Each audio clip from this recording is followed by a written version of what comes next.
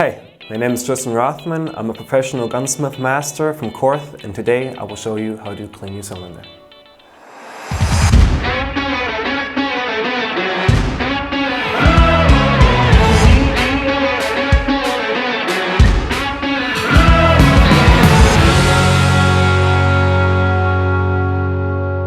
As you can see, we have two different models here, an 8-shooter and a 6-shooter. Both of them take the same effort to clean and we'll use the same tools too. So let's get right to it. So let's start with the 8-shot. Release the cylinder, make sure your gun is unloaded, push the silver button that you can find right here and take your cylinder out. It takes a little time to get used to, but it's real easy. Now lay the gun in front of you and let's concentrate on the cylinder head first. So we have different methods of releasing the screw. First of all, we have our own tool, which we put in the GTS package. For people that don't have that tool, it's available in our shop, but if that's too much effort for you, you can also just use a normal pair of pliers. Just make sure that the surface right there is flat and also soft, so you won't scratch it. If you don't have that kind of tools, just use any pair of pliers, just put some cloth around it so you wouldn't damage the screw. So let's get right started. We will use our own tool at first. You want to make sure that this hole is on the head screw like this, and then you want to take your Allen key and tighten the screw. This will be delivered in the GTS box. So if that's tight, make sure it's not too tight. You cannot turn it off, so counter it with your finger right here. Then just go ahead, screw it off. Now be careful, there's a spring in here. Like that, you don't want to let that loose, and that's the first step. So for part 2, you will want to get the pin out that's located in the center of the rod here. For that, you want to tap this part of the crane on some soft surface to not damage it, of course. So hit it. Sometimes it comes out like this too, but it could also happen that you have to use a little more pressure if you haven't cleaned it in a while. So for part 3, you want to get out the pin that's also located in the crane back here. For that, you want to tap also on this side of the crane, but more in the downwards motion. So like this, and it should come off like that. Now you can tell you cannot move it out like this either. So turn it like this, and again, tap it until it pops out. Sometimes this won't work, so just take something pointy and metally to get it out like this.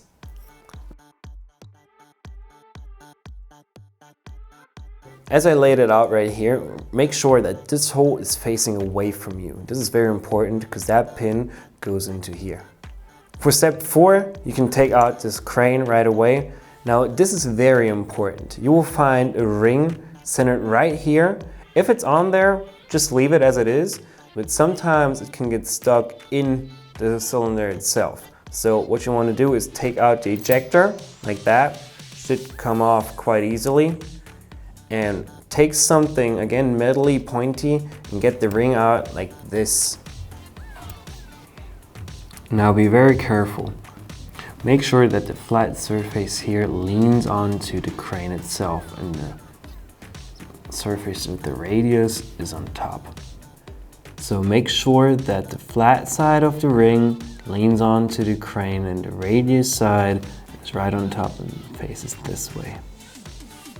If you came this far, you successfully disassembled your cylinder. Now we can get into cleaning. So me personally, I take some kind of paper towel and just wipe off the stuff that gets on the center of the crane, just like that. You can tell, I mean, this is already clean, but you can tell it's a lot of dirt that gets in here and could also slow down your cylinder itself. If you have cleaned this and this is all dry, set it by side and we'll go into oiling later. Take your cylinder.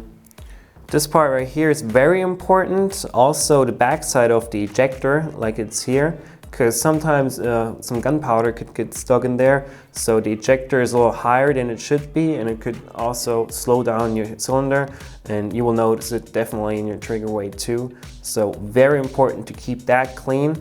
It's an easy problem you could fix yourself. No need to send in your gun So what I like to do is for cleaning, just take some Q-tip and just get right into here, you know, just clean off all the dirt that's centered perfectly. I mean, yours is gonna take a little while because that's gonna be a little more dirty, but that's how you do it around there. Then we want to go into the chambers. For the chambers, of course, I just take some brass brush like this, go in and out, and in and out, and in and out. Depending on how long you haven't cleaned, you know, just go in once or twice more than I do. I just take every cylinder once, then I go back, switch to the wool right there. You know, you can also put some oil on the tip to get all the brass smudge out, and just go in like that. All right, so now the chambers are clean. We'll go to the most important part basically for cleaning a cylinder, and that will be right here on the head side of the cylinder. Now our cylinder barrel gap is very tight fitted. So if you don't clean your revolver a lot, you know, I mean, depending on how much you shoot, it could build up some dirt right there and also slow down your cylinder. And that's really not nice. So again, take some oil. You will want to take some oil to get it a little smoother, like this. Put some oil right here. Exactly, that's good enough. It hasn't to be too much. And take a brass brush again, or any tool you are familiar with. I personally like the brass brush because it's easy to take off. And just go ahead. You know, just get really good in there, make it clean and neat. Yep, that's good enough for demonstration, but you get the hang of it, right? Now, I like to take some kind of cloth for this, and just to wipe it off real good, because you don't want the smudge hanging around. Yeah, that looks good right there. Nice and clean. Again, if that's done, if you really want to take it a step further, again, take a Q-tip and get right in the center of the whole cylinder. You know, get real good in there. Take everything out that could be in there, and also from this side, go real deep. You know, like this. If that's done, your cylinder, your main piece is clean and ready to go. Now, for disassembling it back, you want to oil it first, of course, if it's all dry. Regarding oil, I'm not going to give any brand recommendation because, you know, everybody has their own oil. What I recommend is that you take ceramic-based oil, because that doesn't burn up too quick as Teflon. So yeah, brand-wise, everybody has their own favorite, so I don't mess around with that. So again, here, those are the very two important parts that you have to oil up. You can put a little here too, but those surfaces are very important for cylinder flow. That's pretty much it for oiling it. As you can tell, you have real good turn on that one. Perfectly fine.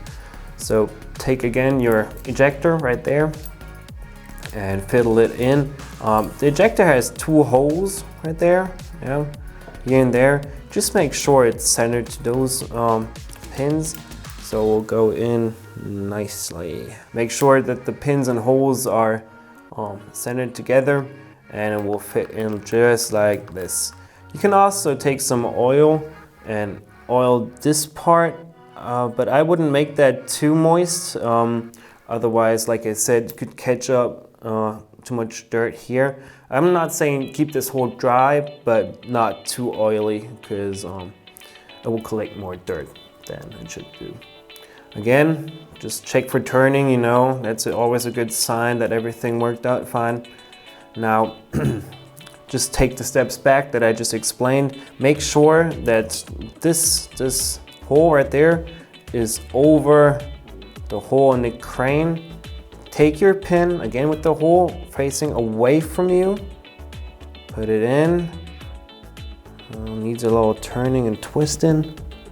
And put it back. Again, a little checking if the pin is not bothering the cylinder. That looks fine. Put the pin back into the center of the rod. That looks good too. And then take your spring and your head screw, go all the way down. Now it is a little tricky at first, but not too complicated. Take your both fingers and just push down in the center until you reach the thread. And then just turn it. Now again, you can take our tool or just some pair of pliers, really doesn't matter. Just for convenience, I'm gonna take this and turn it tight. Not too tight that will break it, but just, you know, hand tight. And that's pretty much it. You got a clean cylinder now. All the important parts should be working out. It's turning good too, and yeah, that's pretty much it. For surface, I'll just take some kind of cloth, you know, and just go onto it. It really doesn't matter what kind of oil you take there. Again, everybody has their preferences. I would just, you know, just take something that isn't too greasy, that will like stick over time, but nothing that will wear out too fast, otherwise you could risk that it gets a little rusty. But no, just looks perfectly fine. And just as a pro tip too, we'll grab the revolver again.